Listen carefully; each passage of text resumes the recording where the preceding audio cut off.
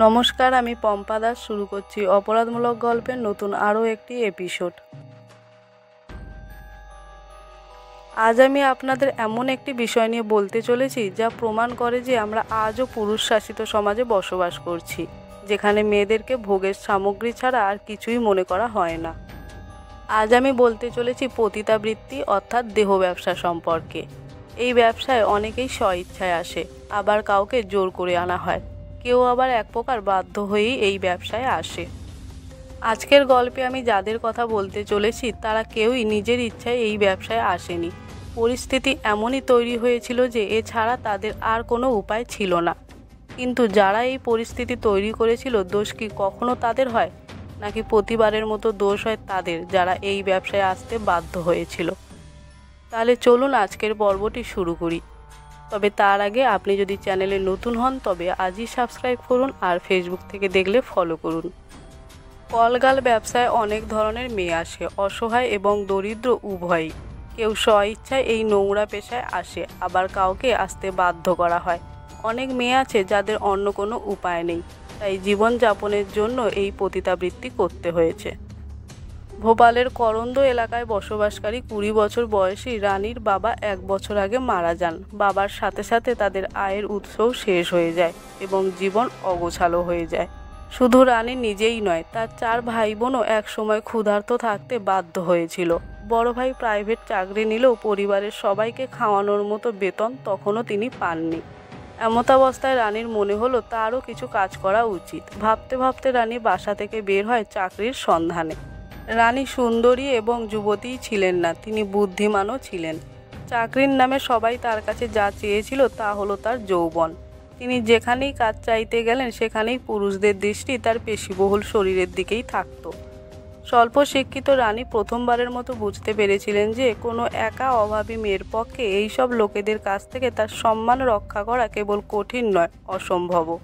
কাজের সন্ধানে এখানে ওখানে ঘোরাঘুরি করে সন্ধ্যাবেলা ক্লান্ত হয়ে বাড়ি ফিরলে ভাই বোনদের ক্ষুধার্ত মুখগুলো তার আচরণ দেখে আশাহীন হয়ে যেত। তারা বুঝতে পেরেছিল যে আজও তাদের জল খেতে হবে এবং খালি পেটে ঘুমাতে হবে। আমার ভাইয়ের বেতন দিয়ে আমি সবে মাত্র 10 থেকে 12 দিনের জন্য রেশন পেতে পারি, তাছাড়াও গৃহস্থালির অন্যান্য খরচও ছিল। বাবার মৃত্যুর পর আত্মীয় স্বজন ও পরিচিত জনদের সঙ্গে সম্পর্ক ছিন্ন হয়েছিল। এখন রানী সেই লোকেদের বেশি দোষ দেয় না, কারণ সে বুঝতে পেরেছে টাকাই সব কিছু। টাকা উপার্জন করা যতটা সহজ মনে হয় ততটা সহজ নয়। এই দুনিয়ায় সবাই হিসেব নিকেশ করে চলে, যে টাকা দেয় সেও বিনিময়ে কিছু চায়। অসহায় রানী যখন একজন পুরুষকে সব কিছু দিতে শুরু করে তখন তার উপর অর্থের বর্ষণ শুরু হয়। ক্ষুধার জ্বালায় কাতর ভাই বোনেদের পেট যখন তার উপার্জনে ভরে উঠতে থাকে তখন রানী স্বস্তি অনুভব করেন। বাড়িতে এখন আর খাবার দাবারের অভাব ছিল না। বড় ভাই বা অন্য কেউ জিজ্ঞেস করেনি, তারপরও সবাই বুঝতে পেরেছে রানী কিভাবে এবং কোথা থেকে এত টাকা, দামি জামা কাপড় ও মেকআপ সামগ্রী পেতে শুরু করেছে। কাজ খুঁজতে গিয়ে অনেক অভিজ্ঞতা হয়েছে রানীর। অনেক নতুন নতুন মানুষের সাথে তার পরিচয়ও হয়েছে। তাদের মধ্যে একজন ছিলেন কপিল নামে এক ব্যক্তি, যে তাকে যুক্তি সহকারে বোঝাতে সফল হয়েছিল যে সে যদি কাজের সন্ধানে একা ঘুরে বেড়ায় তবে লোকেরা তাকে আঁচড় দেবে। লোকেরা যা চায় তা বিক্রি শুরু করা ভালো, এটা তাকে শীঘ্রই ধনী করে তুলবে। কপিলকে রানীর একজন বিশ্বস্ত এবং বুদ্ধিমান লোক বলে মনে হয়েছিল, তাই তিনি পতিতাবৃত্তিতে সম্মত হন। এই পতিতাবৃত্তিতে কপিল তাকে সহায়তা করত এবং কিছুদিনের মধ্যেই রানীর পরিবার অভাবমুক্ত হতে থাকে। 29শে ডিসেম্বর কপিল তাকে বলেছিল যে তার কিছু বন্ধু টিকামগড় থেকে আসছে। তুমি 1 মাসে যে টাকা উপার্জন করো তারা তোমার সাথে 1 দিন এবং রাতের বিনিময়ে সেই পরিমাণ টাকা তোমাকে দেবে। রানী রাজি হলে 14,000 টাকায় চুক্তি চূড়ান্ত হয়। তবে কপিল ও তার বন্ধুর থেকে রানী আরও টাকা দাবি করেছিলেন, কিন্তু কপিল এর থেকে বেশি কিছু দিতে রাজি ছিলেন না, তাই তিনি এতে রাজি হন। এই চুক্তিতে পাওয়া টাকা তার জন্য কোনো অংশে কম ছিল না। এখন পর্যন্ত রানী সপ্তাহে মাত্র 2 থেকে 3 জন গ্রাহক পেত। তার শরীরের অঙ্গ প্রত্যঙ্গ ছোড়াছুড়ি করার পরও তারা প্রতি রাতে 2 থেকে 3,000 টাকা দিতে প্রস্তুত ছিল, কারণ রানীর সুন্দর শরীর ছিল। তা না হলে রানী নিজেও জানতে পেরেছিল যে ভোপালে মাত্র 100 বা 200 টাকায় কলগাল পাওয়া যায়। বছরের শেষ সন্ধ্যায় অর্থাৎ 30শে ডিসেম্বর সারা বিশ্ব যখন নববর্ষ উদযাপনের প্রস্তুতিতে ব্যস্ত, তখন রানী কপিলের বলা মিশরত এলাকার শীতলধাম অ্যাপার্টমেন্টের ফ্ল্যাটে পৌঁছান, যেখানে কপিল সহ আরও 3 জন অধীর আগ্রহে অপেক্ষা করছিল রানীর জন্য। রানী এই ভেবে খুশি হয়েছিল যে সে যদি একেবারে 14,000 টাকা পায় তবে সে 2 থেকে 4 দিন বাড়িতে বিশ্রাম নেবে এবং তার ভাই বোনেদের সাথে সময় কাটাবে। সারা রাত ধরে সে তাদের 4 জনকে খুশি করেছিল যেভাবে তারা চেয়েছিল, কিন্তু বছরের শেষ সকালটি রানী যেরকম ভেবেছিল সেরকম হলো না। ভোরে মিশরত থানার পুলিশ অভিযান চালিয়ে পতিতাবৃত্তির অভিযোগে 5 জনকে আটক করে জেল হাজতে প্রেরণ করে।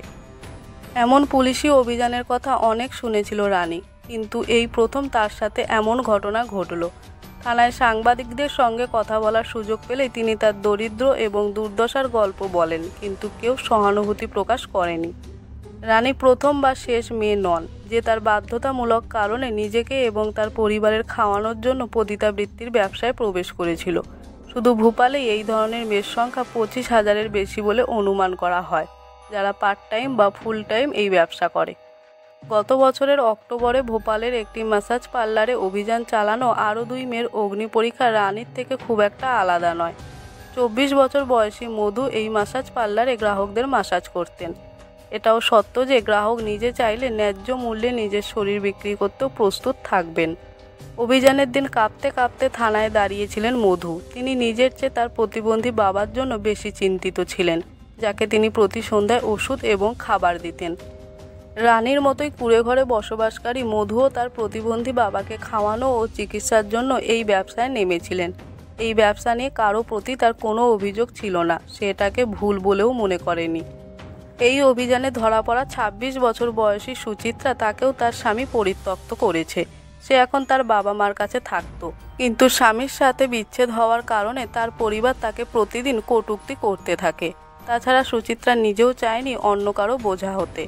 তাই রানী ও মধুর মতো সেও উৎসাহের সাথে কাজের সন্ধানে বেরিয়ে পড়ে। মাসিক 4,000 টাকা বেতনে একটি বিউটি পার্লারে কাজ পেয়েছেন, কিন্তু শীঘ্রই তিনি বুঝতে পেরেছিলেন যে কাজটি করা খুব কঠিন। তার উপর যদি সময় মতো টাকা চান তবে আপনাকে বিউটি পার্লারের মালিকের কথা মতো কাজ করতে হবে। এরপর তিনি কাজটি ছেড়ে দেন। তার পরিবারের সদস্যরা আবার তাকে কথা শোনাতে শুরু করলে তিনি একটি ম্যাসাজ পার্লারে কাজ নিয়েছিলেন, যেখানে তাকে 15,000 টাকা দেবে বলা হয়েছে। 15,000 টাকার বিনিময়ে কী করবেন তা সুচিত্রার কাছে গোপন ছিল না। তাই ম্যাসাজের পাশাপাশি তিনি অন্য সব কিছু করতে শুরু করেছিলেন, যেখান থেকে তিনি 10 থেকে 12,000 টাকা উপার্জন করতে শুরু করেন। এখন পরিবারের লোকজনের অভিযোগ মিটে গেলেও পুলিশি অভিযানে সুচিত্রা ধরা পড়লে তারা তাকে এড়িয়ে যায়। পুলিশ অফিসাররা থানায় মধু ও সুচিত্রাকে তিরস্কার করতে থাকে যে এই ধরনের মেয়েরা মহিলাদের বদনাম করছে, যারা অন্য পেশার পরিবর্তে পতিতাবৃত্তি শুরু করেছে। এ সময় দুজনেই চুপ থাকলেও পরে জানান, আপনারা আমাদের কষ্ট বুঝবেন না। আমরা আগে সৎভাবে চেষ্টা করেছি। আমরা একটি সম্মানজনক কাজ করতে চেয়েছিলাম, কিন্তু সর্বত্র আমাদের যৌনতার জন্য প্রলুব্ধ করা হয়েছিল। সুচিত্রা বলেন যে কোনো মেয়েই এই পেশায় আসতে চায় না, কিন্তু এই সমাজ পুরুষের এবং তারা এটাই চায়। সবাই আমাদের অসহায়ত্বের সুযোগ নিতে চায় এবং আমরা যদি তাদের ইচ্ছা পূরণ না করি তবে আমাদের কাজ থেকে বের করে দেওয়া হয়। কেউ আমাদের বোন মেয়ের মতো সম্মান করে না, যা আমরা আশাও করি না। মধু এবং সুচিত্রা ম্যাসাজ পার্লারটিকে নিরাপদ খুঁজে পেয়েছিল, যেখানে পতিতাবৃত্তি বাধ্যতা বা চাপের বিষয় নয়, বরং পছন্দের বিষয় ছিল।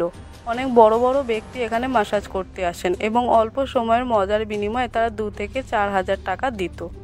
এই 3 জন পতিতাবৃত্তির ব্যবসা করছেন কারণ অর্থ তাদের প্রয়োজন এবং উভয়ই বাধ্য।